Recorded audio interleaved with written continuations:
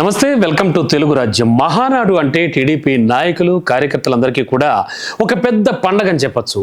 Telugu Desam party వ్యవస్థాపకుడు ఎన్టీఆర్ జన్మదినం మే 28న ఈ టీడీపీ ఏటా కూడా మహానాడును ఘనంగా నిర్వహిస్తూ ఉంటుంది. మరి ఈసారి వైసీపీ చీఫ్ జగన్మోహన్ రెడ్డి సొంత జిల్లా కడపలో ఈ మహానాడును నిర్వహిస్తూ ఉన్నారు. అయితే తెలుగుదేశం పార్టీ ప్రతి సంవత్సరం కూడా ప్రతిష్టాత్మకంగా చేపట్టేటువంటి మహానాడు కార్యక్రమాన్ని ఈసారి రాయలసీమలో అందున జగన్మోహన్ రెడ్డి ఇలాకాలో అంటే కడపలో నిర్వహించనున్నారు. 2025 మహానాడు అయితే మాత్రం ఇలా కడపలో నిర్వహించాలి అంటే మాత్రం సెన్సేషన్గా మారిందని చెప్పచ్చు. And Telugu Desam party polit bureau ఈ విషయాన్ని నిర్ణయించింది. మే 27, 28, 29 తేదీల్లో కూడా మహానాడు జరుపుతారన్నమాట. ఇక జగన్ సొంత జిల్లాలో మహానాడు నిర్వహించాలని నిర్ణయించడం మాత్రం సర్వత్రా అంటే ఇప్పుడు ఓవరాల్గా హాట్ టాపిక్గా మారిందని చెప్పచ్చు.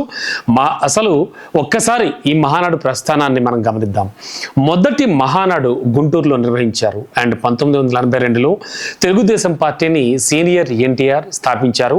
మనకి తెలుసు. మరి ఉమ్మడి ఆంధ్రప్రదేశ్లో 1983 ఎన్నికల్లో కాంగ్రెస్ పార్టీపై తెలుగుదేశం ఘన విజయాన్ని సాధించింది. మరి ఆ ఉత్సాహాన్ని కొనసాగిస్తూ 1983 మే 26, 27, 28 తేదీల్లో గుంటూరులో మొట్టమొదటి తొలి మహానాడును నిర్వహించడం కూడా జరిగింది.